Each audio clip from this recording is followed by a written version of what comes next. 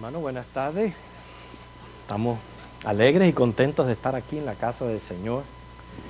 Un día domingo, sabemos que este es un día que consagramos al Señor y siempre nos da regocijo estar en medio de su presencia y en medio de su pueblo y juntos poder estudiar la palabra, como dice Juan, escudriñarla, porque en ella tenemos palabras de vida eterna.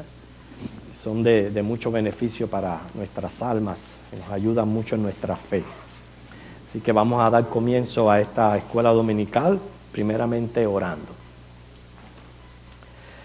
Delante de tu presencia inclinamos nuestros rostros, porque sabemos que tú estás aquí en medio de nosotros.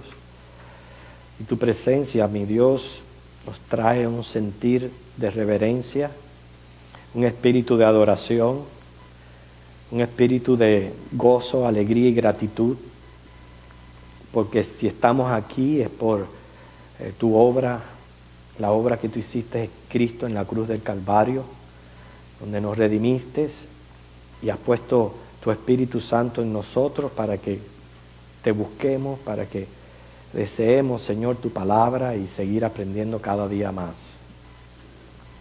Tú conoces, Señor, nuestras limitaciones humanas y por eso es que siempre es nuestra necesidad acudir a ti a la hora de abrir la Biblia, sabiendo que no es de interpretación privada, sino que ha sido inspirada por el Espíritu Santo, y rogar que tú seas nuestro iluminador en esta hora, que nos guíes, Señor, doctrinalmente, no nos dejes, Señor, desviarnos ni a la derecha ni a la izquierda, sino estar, Señor, en el mismo centro de tu voluntad. Y en medio de nuestra imperfección, Señor, conocer lo que tú nos has dado, nos has revelado. Bendice esta clase, Señor, y los asuntos que estamos tratando. Danos discernimiento y danos sabiduría. Danos inteligencia de lo alto y también un espíritu, Señor, un corazón que reciba toda esta palabra con gratitud. Bendice cada clase que se está teniendo en este momento aquí en tu casa. Bendice cada maestro, Señor, los grupos por edades. Que todo lo que se haga en esta hora, Señor, sea de tu agrado. Congrega a las familias, mi Dios. Gracias por los presentes, porque son fieles a ti, mi Dios, y están aquí a la hora que comienza el culto. Te damos gracias por ellos. Y continúa bendiciendo todo el resto del servicio. En el nombre de Jesús. Amén. Que estamos estudiando misterios bíblicos.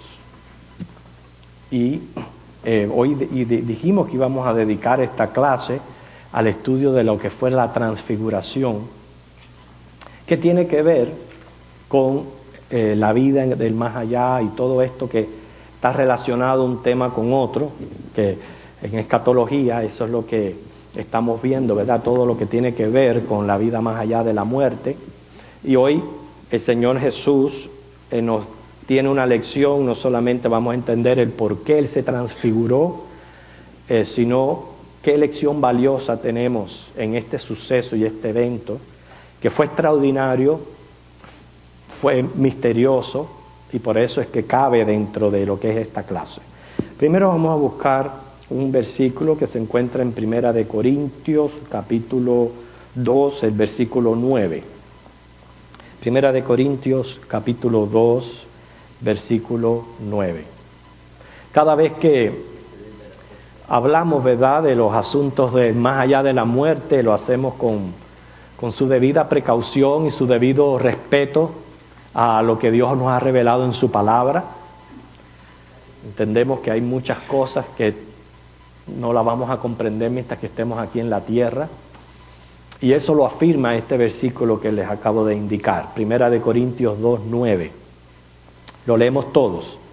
Dice: antes bien, como está escrito, cosas que ojo no vio, ni oído oyó, ni han subido en corazón de hombre, son las que Dios ha preparado para los que le aman. ¿Ve? Llamo la atención ahí, como dice la palabra, hay cosas que no hemos visto, cosas que no hemos oído, cosas que no entendemos. Cuando la palabra dice no han subido en corazón, significa no las podemos entender todavía, porque están guardadas para nosotros en los cielos. Y a la luz de este versículo, como siempre digo, teniendo las precauciones que debemos de tener como seres humanos, de no abrir puertas que están cerradas, vamos a estudiar este acontecimiento. La transfiguración es bastante misteriosa, pero tiene un propósito glorioso. Este episodio es relatado en 3 de los evangelios. Esto es importante, el estudiar los evangelios, se le llaman los evangelios sinópticos, porque cada uno de los autores, inspirados por Dios, está dando su manera como recibió o vieron las cosas. Y hay detalles que no menciona uno que menciona el otro. Por eso cuando usted va a estudiar un episodio, especialmente los que se encuentran en los evangelios, Mateo, Marcos, Lucas y Juan, es importante ver dónde está este episodio y leer los 3 para darnos cuenta de algunos detalles que hacen lo que es el relato completo. Y lo que es la transfiguración se encuentra en Mateo 17 del 1 al 13, Marcos 9, también del 1 al 13, y Lucas 9, 28 al 36. Esos son los 3 lugares donde se narra el episodio de la transfiguración. Yo repito, Mateo 17 del 1 al 13, Marcos 9 del 1 al 13, Lucas 9, 28 al 36. Este episodio va a aclarar aspectos de nuestra religión, bases doctrinales y sobre todo que encaja dentro del tema que estamos estudiando de misterios. Que el Señor lo que hace es descorrer el velo de lo que está extendido en el otro mundo. Descorre un poquito nada más que el velo. Acuérdense lo que dice Primera de Corintios. En este caso es como si el Señor, si fuera una cortina que estuviera dividiendo la tierra y el cielo, es como si Él hiciera así, abriera un poquito la cortina nada más. En inglés se dice take a peek, nada más que para dar un vistazo de lo que Él tiene preparado en el más allá. De estos 3 textos bíblicos vamos a escoger uno, y esto es lo que vamos a hacer.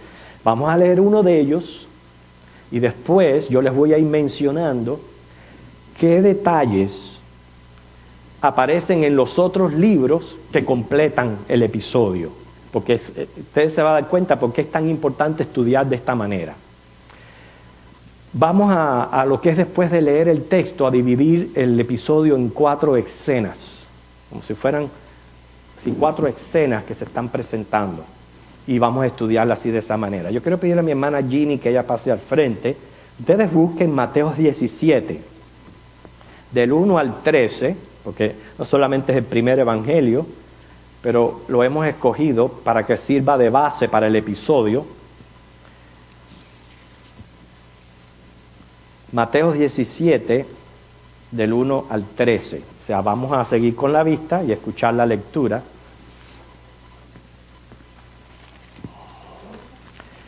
Vamos a esperar que todos lo tengan. ¿Ya lo tienen todos? ¿Sí? Bueno, ya comienza, hermano. 6 días después, Jesús tomó a Pedro, a Jacobo y a Juan, su hermano, y los llevó aparte a un monte alto. Y se transfiguró delante de ellos, y resplandeció su rostro como el sol, y sus vestidos se hicieron blancos como la luz. Y he aquí les aparecieron Moisés y Elías hablando con él. Entonces Pedro dijo a Jesús: Señor, bueno es para nosotros que estemos aquí. Si quieres, hagamos aquí 3 enramadas, una para ti, otra para Moisés y otra para Elías. Mientras él aún hablaba, una nube de luz los cubrió, y he aquí una voz desde la nube que decía: Este es mi Hijo amado, en quien tengo complacencia. A él oíd. Al oír esto, los discípulos se postraron sobre sus rostros y tuvieron gran temor. Entonces Jesús se acercó y los tocó y dijo: Levantaos y no temáis. Y alzando ellos los ojos, a nadie vieron, sino a sus ojos. Cuando descendieron del monte, Jesús les mandó diciendo: no digáis a nadie la visión hasta que el Hijo del Hombre resucite de los muertos. Entonces sus discípulos le preguntaron diciendo: ¿por qué pues dicen los escribas que es necesario que Elías venga primero? Respondiendo Jesús les dijo: a la verdad, Elías viene primero y restaurará todas las cosas. Mas os digo que Elías ya vino y no le conocieron, sino que hicieron con él todo lo que quisieron. Así también el Hijo del Hombre padecerá de él. Entonces los discípulos comprendieron que les había hablado de Juan el Bautista. Okay. Aquí tenemos el relato. Hasta aquí, gracias, hermano. Okay. En la primera escena vamos a crear lo que es el panorama. Dice Mateo y también Marcos que fueron 6 días después que el Señor les estuvo hablando a los discípulos acerca de su muerte. Sin embargo, Lucas 9:28 dice que fueron 8 días después que Jesús les habló. Después vamos a ver el porqué de esta diferencia. Pero un detalle importantísimo que no relata Mateo es que Marcos, capítulo 9, versículo 1, dice que Jesús les había hablado acerca del rapto. ¿Entienden? O sea que el hecho de que les habló acerca del rapto es muy relevante para entender e interpretar lo que fue la transfiguración. Me interesa leer ese versículo, Marcos capítulo 9, el versículo 1.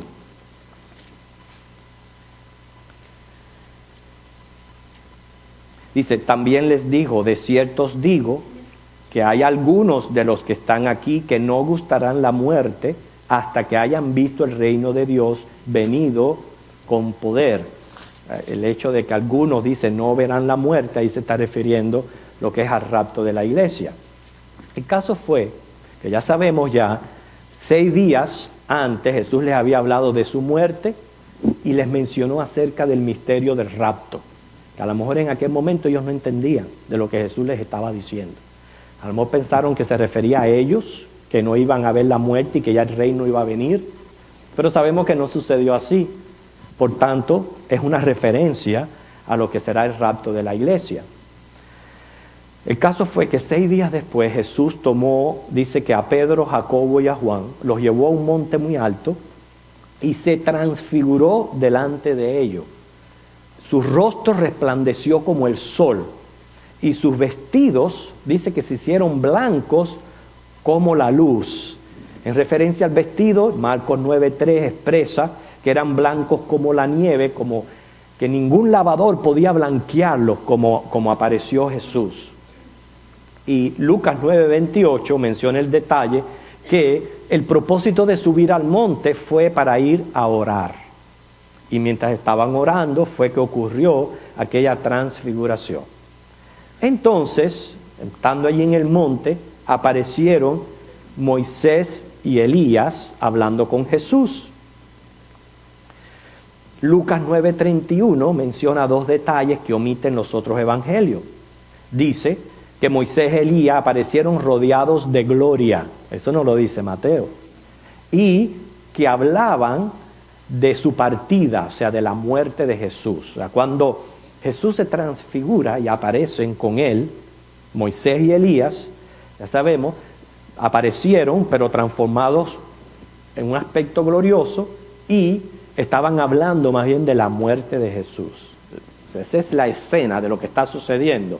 Obviamente esto es algo completamente milagroso, algo extraordinario que Dios está haciendo, que no es común, que sucedió una sola vez, pero tiene un propósito. Bueno, pasando a la segunda escena, Pedro vemos que no quería irse y recomendó hacer 3 enramadas, o sea, más bien como un tipo de tiendecita o de choza, para que pudieran quedarse allí Jesús, Moisés y Elías. Sobre esto dice Marcos 9:6 que Pedro estaba espantado de lo que no sabía lo que hablaba. Más bien, cuando él dijo esto, en su espanto, él no sabía lo que verdaderamente hablaba. Y Lucas 9, 32 al 33 dice que los discípulos estaban soñolientos y que Pedro tomó aparte a Jesús para hacer su propuesta. Entonces, imaginen la escena, que completa. Supuestamente fueron al monte a orar. Los discípulos se quedaron dormidos. De buenas a primeras, Jesús se transfiguró. Y aparecen Moisés y Elías, rodeados de gloria y hablando de la muerte de Jesús. Obviamente esto hace que se despierten los discípulos cuando ven aquello. Pedro se espanta y entonces toma a un lado a Jesús como diciendo, ven acá que te quiero decir algo. ¿Por qué no hacemos una enramada para ti, para Moisés y para Elías, para que se queden aquí? Porque ya entienden la idea. Ve cómo a través de los 3 evangelios vamos completando la escena de lo que realmente está pasando. Entonces, pasando a la tercera escena, dice que una nube de luz los cubre mientras Pedro hablaba y que se escucha una voz diciendo, este es mi hijo amado en el quien tengo complacencia, a él oíd. Esas fueron las mismas frases que se escuchó cuando el bautismo de Jesús, ¿recuerda? Que la voz aquella había causado temor en los discípulos y se postraron. Jesús los levanta y les da aliento a no temer, y es entonces cuando desaparecieron los 2 personajes, Jesús quedó solo y les ordenó que no dijeran nada hasta el día de su resurrección. Así que sucedieron las cosas. Sin embargo, Lucas 9, 34 al 36 menciona el detalle que la nube los había cubierto a todos, o sea, no solamente a Jesús, a Moisés y Elías, también los discípulos se encontraron dentro de aquella nube cuando escucharon la voz. Al parecer era una nube muy densa que cuando vienen a ver ya se habían desaparecido Moisés y Elías y había quedado solamente Jesús. Ustedes saben que la nube es muy importante en este tema porque hace también referencia al rapto. Primera de Tesalonicenses 4:17 dice que seremos levantados en una nube. Así se fue el Señor cuando Él ascendió en una nube y así nos iremos nosotros en una nube, y en aquel evento apareció aquella nube cubriéndolos a todos. Así que ahí yo estoy viendo una relación muy estrecha con lo que es el rapto de la iglesia. Después se van a dar cuenta porque estoy haciendo tanto énfasis en esto. 4, versículo 17. Primera de Tesalonicenses 4 es prácticamente el texto lema del rapto. Allí encuentran acerca de este evento. Bueno, según Lucas 9:36 dice que en efectivo los discípulos cumplieron su palabra y no le dijeron nada de esto a nadie hasta que Jesús resucitó. Y luego lo tenemos, nos los cuenta Mateo, nos los cuenta Marcos, nos los cuenta Lucas. Significa que Mateo no estaba presente en el episodio y Marcos y Lucas no eran discípulos de Jesús. Quiere decir que en su momento ellos testificaron de este evento y ha quedado plasmado en estos 3 evangelios. Ahora, vamos, después de haber puesto las 4 escenas y tener ya la historia completa de lo que sucedió, no la quiero repetir para no seguir alargando la clase, vamos a ir haciendo un exégesis del relato. Primeramente, esto ocurre en el monte Hermón, es considerado un monte sagrado, también conocido por el monte de Sión, o sea, era un monte especial, constituía el límite nororiental de las conquistas israelitas bajo Moisés y Josué. Este monte se eleva, dice, a más de 2.800 metros de altura, o sea que es un monte bastante alto. Vamos entonces a ver el por qué Mateo y Marco dicen que ocurrió 6 días, pero Lucas dice que fue en 8. ¿Okay? Vamos a ver por qué. Primeramente, esta diferencia de 2 días no es una contradicción, sino que Lucas está incluyendo el día del comienzo de la conversación, cuando comenzaron a conversar, y el final. O sea, los 6 días viene a ser el intervalo entre ambos. Cuando ocurre así una diferencia en la Biblia, y no es porque la Biblia tenga equivocaciones, siempre tiene un porqué, es por eso, es por cómo los escritores, los autores que están dando el relato, están también dando su impresión y están contando según lo que ellos percibieron. Es obvio, todos nosotros podemos ser testigos de un evento, y si nos ponen a todos a redactar el evento, yo estoy seguro que no va a haber uno igualito a otro. Todos vamos a decir algún detalle diferente, aunque estemos contando el mismo evento. Bueno, Marcos y Mateo estaban hablando del intervalo entre la conversación de Jesús y lo que sucedió después, pero Lucas se está añadiendo 2 días más, uno al principio y uno al final, de quizás cuando comenzó la conversación o cuando terminó por alguna razón. Fíjense que esto no es contradictorio, porque nosotros sabemos que Jesús resucitó el día domingo y fue crucificado el viernes, ¿no es cierto? Sin embargo, el domingo dice que es el 3er día, pero es viernes, sábado y domingo. Pero ¿cómo entendemos que ocurrieron 3 días? Porque está ocurriendo tanto la muerte como la resurrección dentro del día señalado. Ejemplo, Jesús murió a las 3 de la tarde del día viernes. Según los judíos, los días se contaban de 6 a 6 de la tarde. Entonces, el día que Cristo murió está dentro del jueves 6 de la tarde y viernes 6 de la tarde. ¿Ven? Ya está dentro de ese día. El segundo día es viernes 6 de la tarde a sábado 6 de la tarde. El tercer día es sábado 6 de la tarde hasta el domingo 6 de la tarde. Jesús resucitó a las 6 de la mañana, por eso es que resucitó al tercer día. No necesariamente fueron, como dice, 72 horas literales, sino que murió en un día y resucitó en otro. Entonces no hay contradicción de decir que al tercer día Jesús resucitó aunque los días tengan 24 horas. Bueno, algo parecido es porque en este evento Lucas dice que sucedió a los 8 días.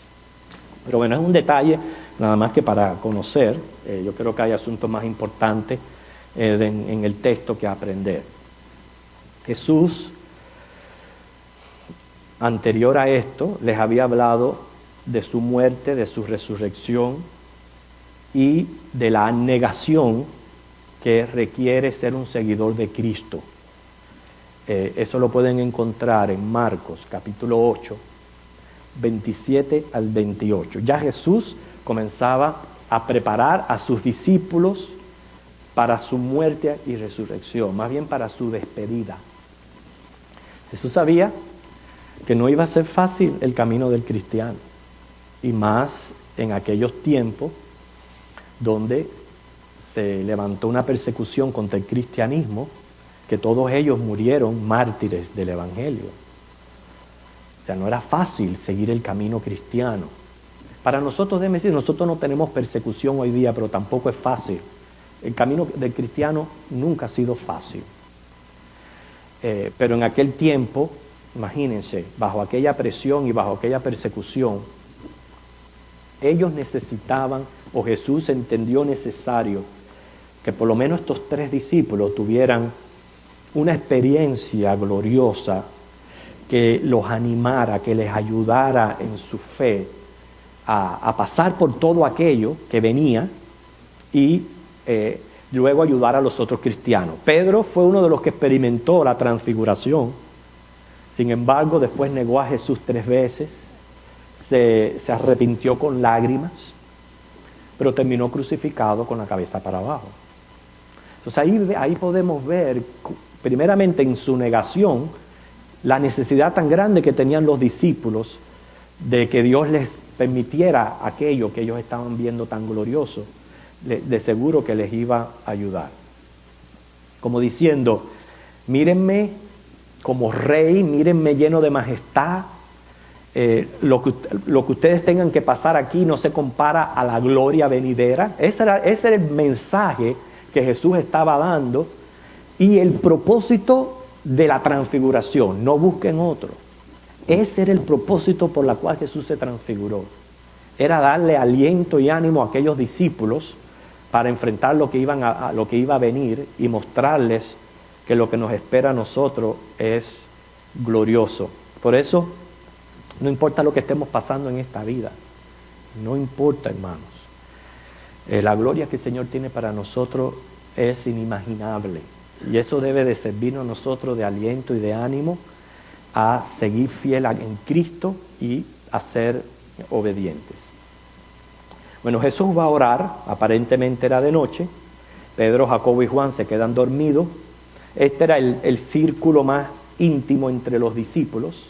O sea que sí, Jesús, yo estoy seguro que amaba a los 12, pero él tenía aquella afinidad con Pedro, Jacobo y Juan. Quizás Pedro, Jacobo y Juan, recuerden que eran primos de Jesús, que eran hijos de la hermana de María. Entonces eran primos, así que aparte de ser discípulos, había ya un lazo sanguíneo que los unía más. Y Pedro, porque Pedro era como era, él era siempre el espontáneo y el que más se acercaba al Señor y que quería protegerlo. El caso fue que en ese círculo íntimo él los lleva a ellos tres y se transfigura. Dice que su cara brilla como el sol, la ropa blanca como la luz. Más bien una aparición similar recibe Juan ahí en Apocalipsis 1 del 12 al 16. También sumamente interesante que Juan fue uno de los testigos de la transfiguración y que él recibió la revelación de Apocalipsis. Es decir, que cuando él recibe la aparición de Apocalipsis y ve la visión de Jesucristo en gloria, definitivamente él sabía que él no era otro que no fuera Jesucristo. Ya él lo había visto en la transfiguración. Él había visto su rostro, él había visto sus ropas blancas, resplandecientes. Así que esa experiencia que tuvo Juan en Monte de la Transfiguración fue cuando así se le apareció Jesús cuando le revela el Apocalipsis. Entonces aparecen dos visitantes celestiales. Este es interesante y también misterioso. Y la Biblia dice que eran Moisés y Elías. ¿Por qué ellos dos? Primeramente, Moisés es el representante de la ley. Así es considerado este hombre, un representante de la ley. Hacía 1480 años había muerto. Dios le dio sepultura y no reveló el lugar donde él lo sepultó. Eso quedó en misterio. Nunca se supo el por qué. Pienso que una de las razones por la cual Dios nunca reveló el lugar donde estaba el cuerpo de Moisés era para evitar la idolatría en el pueblo de Israel. Porque para el judío Moisés era lo máximo. Y para evitar idolatría, usted se imagina si hubieran tenido el cuerpo de Moisés. Para evitar quizás que la persona caiga en idolatría, nunca se supo dónde Dios enterró a Moisés. Y sabemos que Elías viene a ser entonces en la Biblia el representante de la profecía. Él era un profeta, pero llegó a ser representante de lo que es la profecía.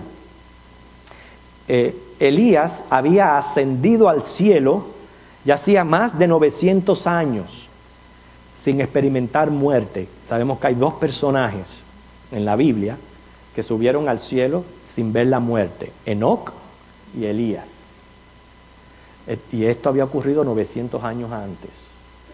La profecía era bien importante. Primeramente, la ley es sumamente importante porque revela la voluntad de Dios. Y la profecía también porque era la manera en que Dios le hablaba a los pueblos hasta que vino Jesucristo.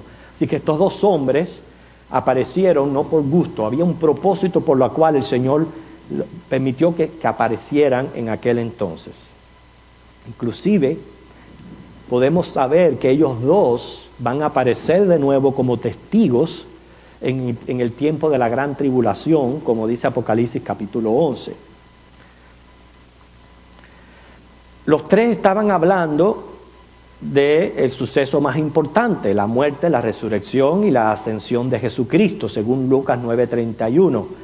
Por partida debemos entender muerte, porque es como si fuera lo que nos sacara de este mundo en que estamos. Ahora, ¿cuál fue la reacción de los discípulos? Ellos despiertan y esto es importante cuando dice despiertos, porque significa que estaban alertes ante aquella visión. Aquella visión era real, no fue algo que soñaron, ni nada de eso similar, sino estaban alertes, ni estaban hoy día se diría, estaban bajo el efecto de algún narcótico, porque ver todo aquello, pero no, ellos estaban despiertos y estaban alertes, y fue cuando Pedro sugiere las 3 enramadas. Enramadas significa tabernáculo, eran tiendas hechas de palo y hojas, que servían para cubrirse por poco tiempo. La idea de Pedro de hacer esto era necia, no sabía lo que estaba diciendo. Quizás fue causa del asombro, el espanto que tuvo, pero era necio porque, ¿qué pasa? ¿Dónde está la necedad de Pedro? Yo quiero ver si ustedes me ayudan aquí a ver dónde estaba la necedad de Pedro cuando él propone hacer 3 enramadas, una para Jesús, una para Moisés y una para Elías. A ver, ¿dónde está la necedad? Ok. Otro. Hermana Caridad.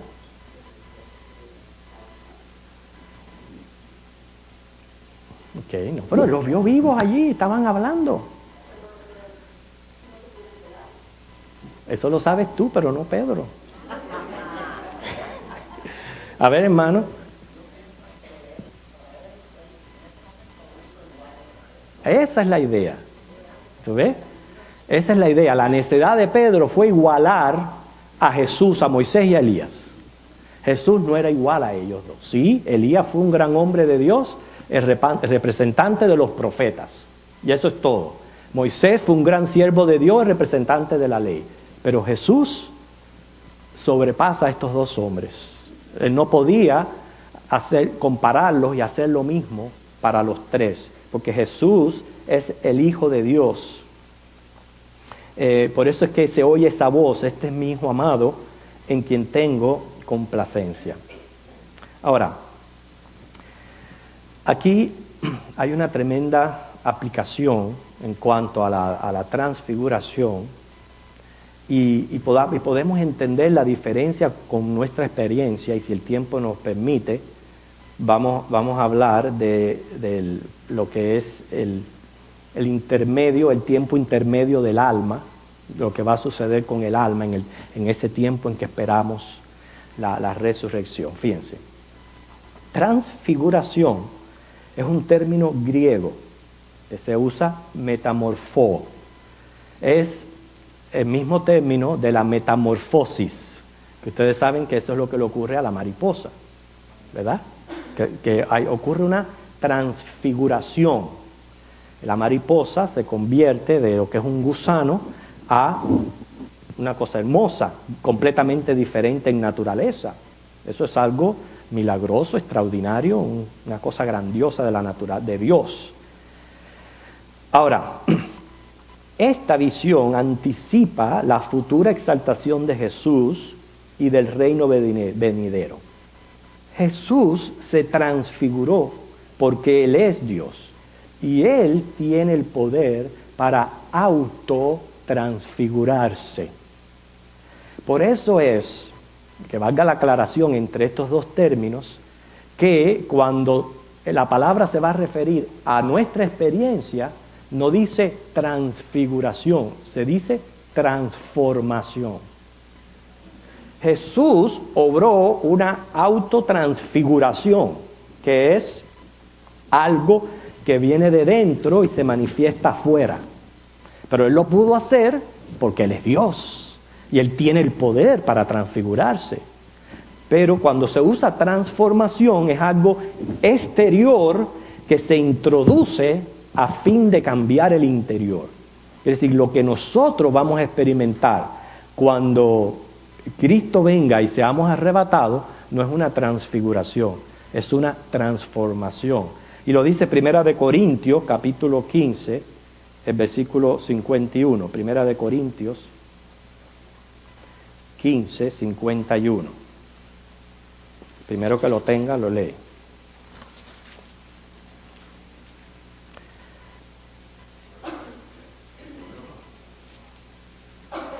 Sí. He aquí os digo un misterio. No todos lo miremos, pero todos seremos transformados. ¿Ve la palabra que usa? Transformados. ¿Por qué? Porque el Espíritu Santo es el que va a obrar esa transformación. Algo exterior produciendo un cambio interior. Pero Jesús no fue así. Jesús se transfiguró. Es un detalle sumamente importante. La transformación de nuestro cuerpo es nuestra meta aquí en la tierra. En cuanto a los visitantes, estos seres aparecieron, o sea, ambos, durante su vida en la tierra, experimentaron una relación especial con Dios. Si usted quiere saber más acerca de estos personajes, acerca de Moisés, puede leer en Éxodo 33, del 17 al 23, y acerca de Elías, Primera de Reyes 19, del 9 al 13. Éxodo 33, 17 al 23, Primera de Reyes 19, 9 al 13. Primeramente, estas apariciones vienen a ser garantía de la resurrección del cuerpo. Aten ahora un poquito de cabos aquí. 6 días antes Jesús les había hablado de su muerte y de su resurrección. Pero Jesús sabe que Él resucitó porque nosotros también vamos a resucitar. O sea, vamos a experimentar lo mismo que Él experimentó. Por eso es que en aquella visión aparecen estas dos figuras del Antiguo Testamento en ese aspecto, mostrando que en efectivo sí va a haber resurrección y va a haber resurrección de cuerpo. Eso es lo que el Señor Jesús está enseñando. O sea, hay resurrección, hay vida eterna, hay vida venidera y va a ser diferente en gloria. No vamos a perder nuestra identidad personal, eso es importante, por eso es que se define Moisés y Elías. O sea, Yolanda va a ser Yolanda en el cielo y la hermana Cecilia va a ser Cecilia en el cielo y el hermano Jesús también va a ser Jesús en el cielo. Todos vamos a mantener nuestra identidad, aunque tengamos, no necesariamente otro nombre, Moisés y Elías. O sea, vamos a mantener nuestra identidad, lo único que en cuerpos con un estado diferente, una naturaleza diferente, apetitos diferentes, cuerpos físicos, sin dejar de ser espirituales. Eso es lo que nosotros vamos a experimentar y es lo que Jesús está como diciendo, miren un poquito de lo que va a suceder en la vida más allá. O sea, existe otro mundo más allá de la sepultura.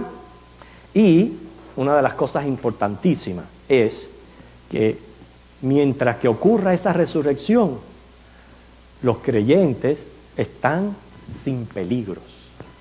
Están en la presencia de Dios y están sin peligros. Ahora, estos dos hombres fueron traídos desde ese lugar de descanso a la tierra y vueltos a llevar allí. Eso es un misterio. Y la pregunta misteriosa que vamos a analizar ¿es esto una visión del estado presente del que muere en Cristo o una visión del estado que tendremos cuando ocurra la gloriosa resurrección de los muertos? ¿Ven la diferencia aquí? Es este episodio una evidencia de que así vamos a estar nosotros si uno muere en Cristo antes de que ocurra la resurrección, o si todo esto está apuntando más bien al momento del rapto, al momento de la resurrección. Ese es el misterio y ese es lo que vamos a tratar de responder al analizar el estado intermedio del alma. ¿Qué le sucede al alma mientras espera por su cuerpo? Nosotros sabemos que la muerte es la separación biológica del alma del cuerpo, ¿verdad? Eso lo sabemos. El cuerpo se hace polvo o ceniza y el alma es eterna. El alma no deja nunca de existir, nadie la puede aniquilar. Esa es la parte espiritual y personal que nosotros tenemos a imagen de Dios, el alma, ¿verdad? Pero ¿qué sucede cuando esa alma se va del cuerpo? Es ahí donde hay personas que dicen, no, porque allá arriba mi papá y mi mamá, o mi abuelo, mi abuelita, mi tía, eso me están mirando, me están protegiendo, me están guardando. Son todas esas cosas realidades o simplemente imaginaciones de la mente del ser humano, que muchas veces hasta utilizan, yo lo sé que es muy triste perder un ser querido, para de cierta manera calmar un poco el dolor que se siente por la pérdida, y entonces dicen, no, desde allá arriba me miran, me guardan, me cuidan. Okay. Yo pienso que todo esto tiene que ver con eso. Con frecuencia la Biblia se refiere a la muerte a través de la figura del sueño. Ejemplo, Lucas 8:52, cuando Jesús resucitó a la niña, dijo, no está muerta, sino duerme. Primera de Tesalonicenses 4:13, que es el texto del rapto, habla acerca de los que duermen, ¿verdad? Es cuando Pablo le dice, no se estén preocupando por sus seres queridos que murieron en Cristo, porque ellos van a resucitar, o sea, ellos duermen. Y Primera de Corintios 11:13, que es cuando, ustedes saben que ese es el pasaje de la Santa Cena, la advertencia a los cristianos que viven deliberadamente en algún tipo de pecado, que muchos de ellos duermen, quiere decir están muertos, consecuentemente. Entonces, se usa la palabra dormir para referirse a la muerte. Pero, en cuanto al estado intermedio del alma, entre la cristiandad prevalecen dos teorías. Número uno, hay quienes interpretan ese dormir o ese sueño para referirse al alma, y otros para referirse al cuerpo. O sea, unos dicen, el alma duerme, otros, el cuerpo duerme. Y esto es lo que se da a entender. Los que afirman que el alma duerme en la presencia de Cristo, decimos, porque ahí me estoy incluyendo, que esa alma descansa de actividades entre su muerte y su resurrección. Ahora, cuando el cuerpo resucite de los muertos, esa alma va a despertar, va a ser incorporada a ese cuerpo y va a continuar su conciencia personal en el cielo. Inclusive, aunque pasen siglos, esa alma durmiente no va a tener conciencia del paso del tiempo, esa transición le va a parecer instantánea, como si se hubiera acabado de dormir. Eso es lo que pensamos, el alma duerme. Ahora, los que afirman el cuerpo es el que duerme, porque es cierto que dice la Biblia, duermen. ¿A qué se está refiriendo? Muchos dicen que es el cuerpo y no el espíritu. Hay quienes piensan que en el momento de la muerte, las almas de los creyentes son inmediatamente glorificadas. Son hechas perfectas en santidad, entran inmediatamente en la gloria, y claro, también aguardando sus cuerpos cuando ocurra la resurrección final. Esa es otra manera, otra teoría de ver las cosas. Entonces son los que afirman que en efectivo el alma tiene algún tipo de actividad mientras está en la presencia del Señor en el cielo. Ahora les voy a dar el por qué yo apoyo la teoría que no es el cuerpo el que duerme, sino el alma. Primeramente, sabemos que el cuerpo se desintegra en partículas de polvo, prácticamente se deshace. ¿Por qué? Porque el cuerpo siempre ha sido como un vestido del alma. ¿Okay? Lo que es perecedero y trascendente es el alma. Pero yo enfoco mi interpretación en la vida de Jesucristo, porque para eso Cristo vino y se hizo hombre. Él siendo Dios se hizo 100% hombre, y nosotros podemos confiar de que todo lo que Cristo le pasó como hombre, va a ser lo que nos va a suceder a nosotros como seres humanos, porque vino a ser nuestro representante, ¿verdad? ¿No es cierto?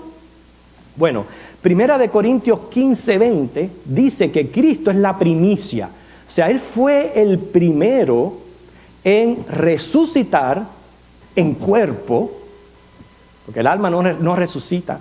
Acuérdense que lo que resucita es el cuerpo. El alma no necesita resurrección, es el cuerpo. Cristo resucitó en cuerpo y dice 1 Corintios 15:20, Él es la primicia.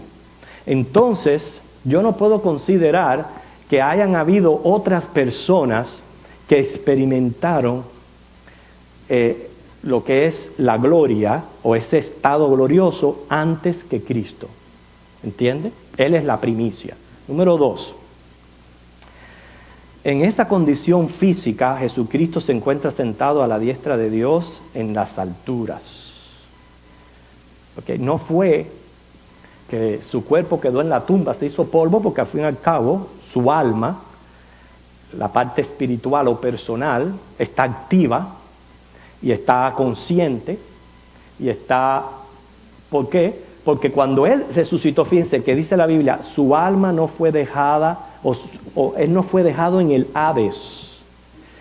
Él resucitó en cuerpo físico y así fue que Él ascendió. Él no dejó su cuerpo atrás. Y Él está allá arriba con su cuerpo físico. Esto es sumamente importante, por eso me previene a mí a precipitarme, a dar una deducción. Si el alma, la parte espiritual del ser humano, está en la presencia de Dios activa, consciente y glorificada. Yo creo, como Dios hizo al ser humano, Él creó el alma y el alma tiene una correlación con el cerebro, inclusive con su sistema nervioso. Y el cerebro viene a ser el instrumento que utiliza el alma, ¿para qué? Para expresarse, para accionar, para socializar, para relacionarse con el mundo exterior y el ambiente material. ¿Okay? Ahora, el espíritu usa el alma como instrumento para relacionarse con Dios. Así Dios nos creó. Primero hizo el cuerpo, después dio el aliento de vida y dice la persona vino a ser un ser viviente, Génesis 2:7. Hay un versículo interesante, 1 de Tesalonicenses 5:23, dice que seamos santificados por completo, todo vuestro ser, así lo dice, espíritu, alma y cuerpo, sean guardados irreprensibles para la venida del Señor Jesús. Y esta es la idea. Okay. En un aspecto, nosotros somos bipartitos. Si consideramos nuestra esencia, nosotros somos de esencia material, el cuerpo, y somos de esencia espiritual. Así somos, ¿verdad? Y es cierto. Ahora, cuando hablamos de que el hombre es tripartito, es que es espíritu, alma y cuerpo. Esa parte que se llama espíritu es lo que nos relaciona con Dios. Es lo que muere por el pecado. Fíjense si no es así, que un ser humano natural sigue teniendo emociones, sigue teniendo intelecto, sigue ejerciendo su voluntad, pero está muerto espiritualmente porque no quiere saber de Dios. Quiere decir, hay una parte en nosotros que nos relaciona con Dios, que muere por el pecado y nace cuando ponemos la fe en Cristo Jesús y somos lavados del pecado. Ahora, hay una interrelación entre espíritu y alma y cuerpo que nos hace a nosotros ser una persona completa. Tanto el espíritu usa el alma para relacionarse con Dios, el corazón, la mente, la voluntad, como el alma usa el cuerpo, que en este caso vendría a ser el cerebro y su sistema nervioso, para poder él manifestarse como ser humano. Pensar que en alma yo voy a estar haciendo actividades en el cielo sin el cuerpo es pensar en algo contrario a lo que Dios creó, porque Dios nos hizo así, inclusive hasta primero hizo el cuerpo y después dio el aliento de vida. Fíjense, el materialista cree que las actividades del alma son funciones cerebrales del sistema nervioso. Pero está comprobado que el cerebro es solo el instrumento del alma. Y pensar que el alma ejerce actividad sin el cuerpo es incoherente. Por eso les digo, Jesucristo, y esa fue la experiencia de Cristo, y como eso fue lo que Él experimentó, es que yo creo que yo voy a experimentar. Primeramente, murió y bajó al Hades. Hechos 2:27 dice que su cuerpo no fue dejado en este lugar. Él resucitó al tercer día en cuerpo físico y en su cuerpo ascendió a los cielos. ¿Okay? Él no dejó el cuerpo atrás y se fue adelante. Inclusive, cuando María Magdalena lo fue a tocar, Él se lo impidió y le dijo, no me toques, aún no he subido al Padre. ¿Ve? Aún Él no había subido. Y cuando subió con su cuerpo. ¿Entiende?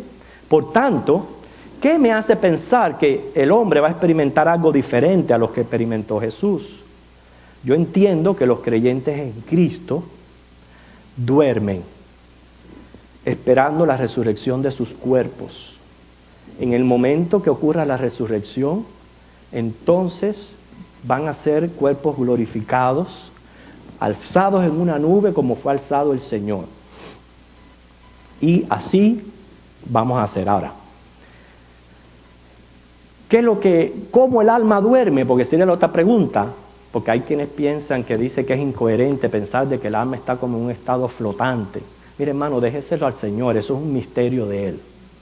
La manera en que Él pone al alma a descansar, eso es un misterio de Él. No tenemos por qué nosotros estar imaginándonos cómo sucede esto. Yo creo que eso es algo poderoso que le pertenece al Señor.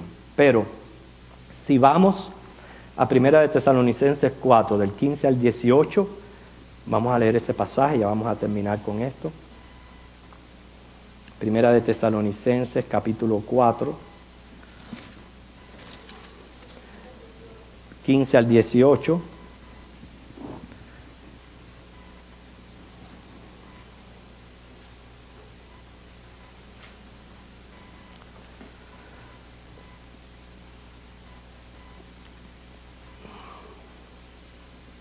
Que dice así: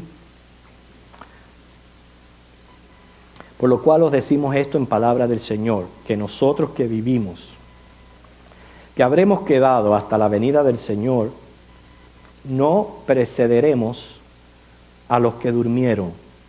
Fíjense qué interesante esa palabra, no precederemos. Eso significa ir delante en tiempo, en orden o en lugar, o tener la primacía o la superioridad sobre una persona o cosa.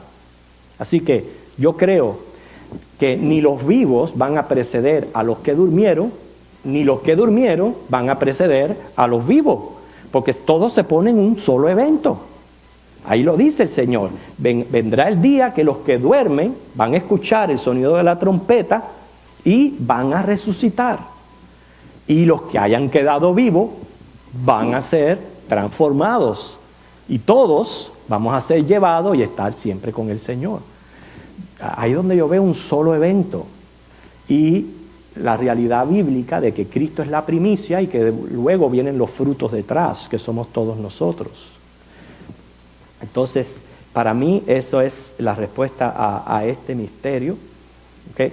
Es obvio que siempre hay que respetar las dos posturas y no necesariamente somos menos o más cristianos porque pensemos de una manera o de otra, pero eso es un misterio, el misterio de la transfiguración.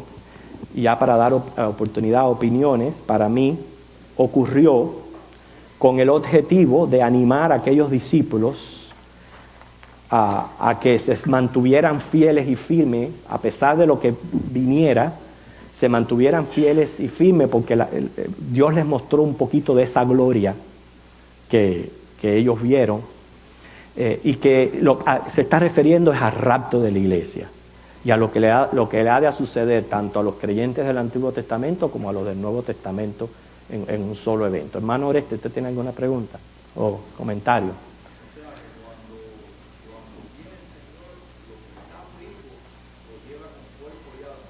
Bueno, ese va a ser el momento de la transformación. es en cuerpo y alma, pero un cuerpo físico, sin perder la identidad, pero adaptado a la nueva naturaleza que vamos a tener en el cielo. Ahora va el que murió, que como ahora por ejemplo se usa la persona que muere, que puede ser cremado también. Sí. De todas formas eso va a ser polvo antes o después. Eso no tiene nada que ver. No. Mire, yo les voy a explicar.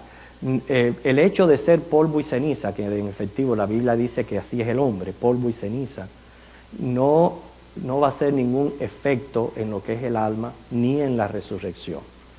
El hecho, primeramente, el crematorio, la Biblia no lo menciona para nada, porque eso es algo muy moderno, eso es algo de hace, vamos a decir, 40 o 50 años atrás, que comenzó más bien esa práctica y se ha vuelto popular y común. Siempre lo común ha sido la sepultura, y casi siempre todos se preocupan por dar una sepultura, porque más bien no es que el alma se aniquila si se quema, estamos hablando de guardar la memoria de esa persona y su dignidad. Entonces los vivos son los que se encargan de velar esa memoria, honrar esa memoria de esa persona dándole una sepultura. Pero no por el hecho de incinerarse no significa que ha dejado de ser. Usted puede darle la misma honra a la persona sin necesidad de sepultarle. Por eso la Biblia no menciona nada al respecto. Inclusive fueron miles los cristianos que murieron calcinados en hogueras y hechos cenizas en el tiempo de Jesús. Así que el hecho de ser ceniza o polvo, eso no tiene nada que ver, eso es con el cuerpo. El alma sí es la que es eterna, nunca es aniquilada y va a recibir en el momento de su resurrección ese cuerpo glorioso.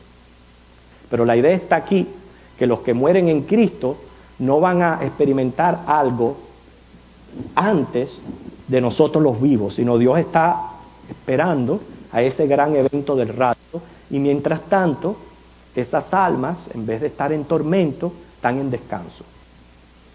¿Entiendes? Gilis. Ajá.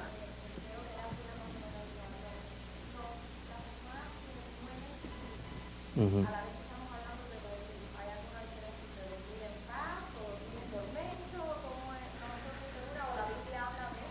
Bueno, la Biblia lo que dice es que el alma está en tormento, o sea, porque el alma cuando está, la diferencia la hace la presencia del Señor y el estar cerca de Dios. Eso es lo que nos hace estar en paz y en descanso.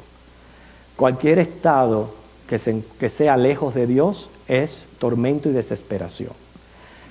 Lo mismo nosotros podemos, igual que podemos, que es una incógnita para nosotros, pensar en qué condiciones el alma duerme, es también para nosotros una incógnita en qué condiciones el alma del impío está siendo atormentado.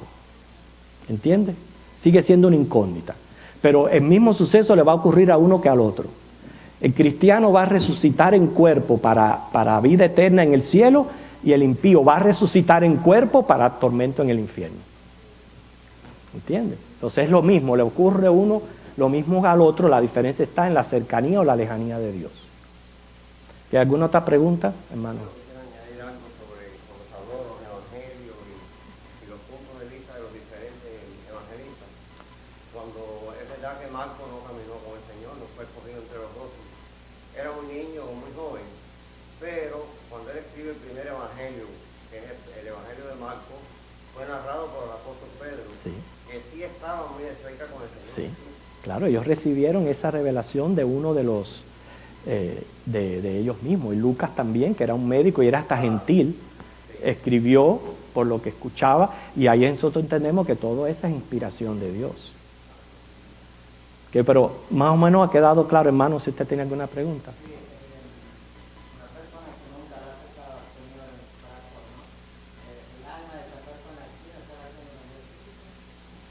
No es que no tiene espíritu, el espíritu está muerto. La parte espiritual del hombre está muerta a menos que nazca en Cristo. Sigue siendo una persona, un ser pensante, un ser con emociones y voluntad, pero sin espíritu. Está muerto. ¿Entiende? Quiere decir, cuando uno viene a Cristo, ahí es que uno siente que uno es un ser completo. Okay, ¿alguna otra pregunta con relación a hermano?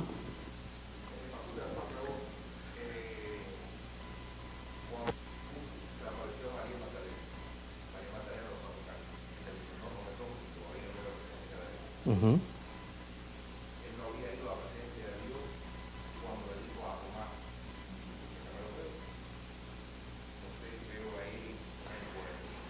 Sí, tienes que pensar que a María Magdalena fue el primer domingo cuando él resucitó, no había llevado la ofrenda al Padre. Acuérdense que cuando hablamos de apariciones, no fue que Jesús se mantuvo 40 días en la tierra. Él apareció y apareció y apareció en su cuerpo. Fueron 10 veces que él se apareció. Cuando ya él le dice a Tomás, mete tu mano en mi dedo, fue una semana después. Aparecer, ya él había subido al cielo, había llevado el sacrificio, aceptado por Dios, y de ahí él hizo apariciones, exactamente, por un intervalo de 40 días. Bueno, si no hay más preguntas, hermano, la semana que viene continuamos con más misterios, así que vengan para seguir aprendiendo de lo que es la palabra del Señor. El Señor les bendiga. Vamos a ponernos en pie y vamos a despedirnos en oración.